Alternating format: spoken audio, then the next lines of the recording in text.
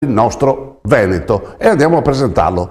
Michele Favero, che è il segretario di Indipendenza Veneta. Ciao Michele, grazie di essere qua con noi. Ciao Norberto, sono io che ringrazio te e complimenti perché ho sentito 241 puntate, significa che state facendo un lavoro straordinario, anche perché insomma non è facile proprio di questi tempi, e bravi, veramente bravi. Questo non è un encomio di pura piaggeria, ma è la realtà, perché avere televisioni locali come la vostra che fanno sentire la voce del territorio è fondamentale per i cittadini, e perché, voglio dire, spesso e volentieri sappiamo che i TG, ahimè, nazionali non ci dicono proprio tutta la verità e soprattutto trascurano il territorio.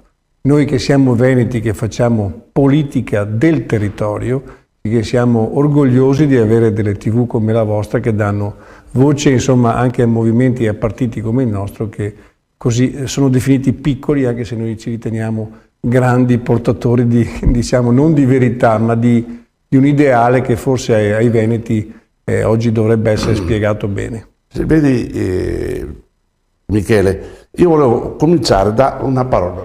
Qualche anno fa siamo andati a votare in massa per l'autonomia del Veneto. Questo perché? Perché, è inutile nascondercelo, il Veneto ha sempre avuto una spinta, diciamo, per una certa autonomia, per non dare addirittura all'indipendenza, però all'autonomia perlomeno. E mi pare che in questo momento, ora sentiremo il suo parere, questa cosa sia un po', si stia, non dico annacquando, ma sta sparendo, non si capisce bene. Prego. Io direi che è parecchio annacquata.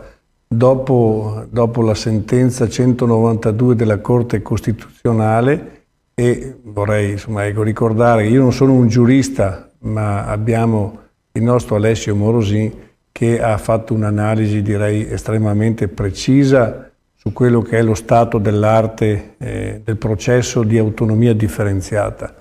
E la Corte Costituzionale, dobbiamo dirlo, anziché fare il proprio dovere, che è ben definito dall'articolo 134 della Costituzione, cioè quello di dirimere delle questioni tra Stato e Regioni, o comunque di verificare la legittimità delle leggi entro così il recinto costituzionale, come lo chiamano gli italiani, è andata oltre, perché ha stravolto, addirittura ha riscritto l'articolo 116 terzo comma.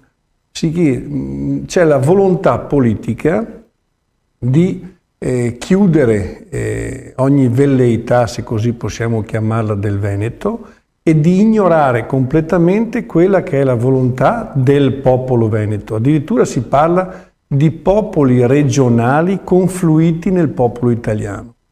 Mi spiace proprio dirlo, che il popolo italiano non esiste. Sai, lo ricordava anche Goffredo Parise. Nonostante esista una Repubblica Italiana, la mia patria è il Veneto. Questa espressione astratta non è la mia patria. Noi veneti siamo abituati a girare il mondo, ma l'unica patria per cui, se ci fosse da combattere, combatteremo è solo il Veneto.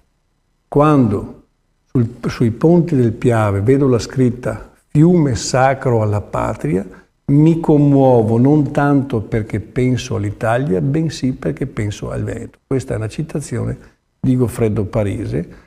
Io l'ho imparata a memoria, pertanto posso impararla a memoria tutti i veneti quanti che amano il Veneto, e mi spiace che una Corte che dovrebbe essere attenta soprattutto alle volontà dei territori si sia praticamente, cioè abbia sostanzialmente detto che non esiste il popolo veneto, e che la volontà dei veneti addirittura non viene neanche citata. Quel referendum del 22 ottobre che, senza peccare di supponenza, è stato fatto proprio grazie al lavoro straordinario di Indipendenza Veneta, perché c'è un passaggio, voglio dire, non è che comincia il 22 ottobre, no, comincia molto prima con il nostro lavoro. L'avvocato Morosin ha spiegato benissimo. Certo, con 100.000 firme che abbiamo portato noi in Consiglio regionale, all'ex presidente del Consiglio regionale Clodovaldo Ruffato. Comincia con l'approvazione della nostra proposta di legge 342 in oltre 200 comuni del Veneto, in 4 province del Veneto, sì che c'è stato un lavoro enorme dietro.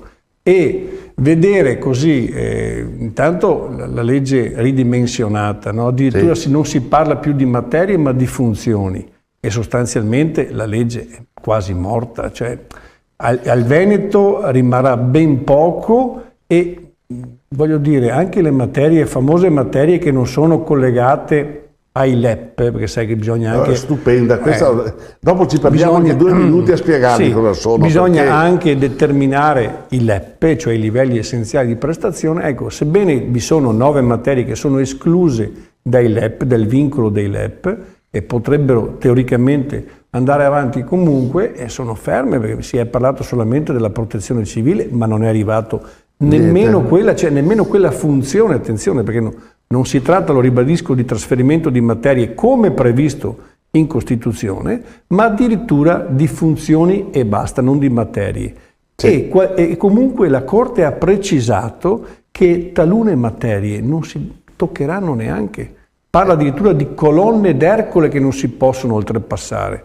Cioè una Corte Costituzionale che, a nostro avviso, come ricorda sempre anche Alessio, questo non l'ha mai detto ma lo dico io, forse ha fatto addirittura un atto eversivo, perché si sta in qualche modo sostituendo al Parlamento.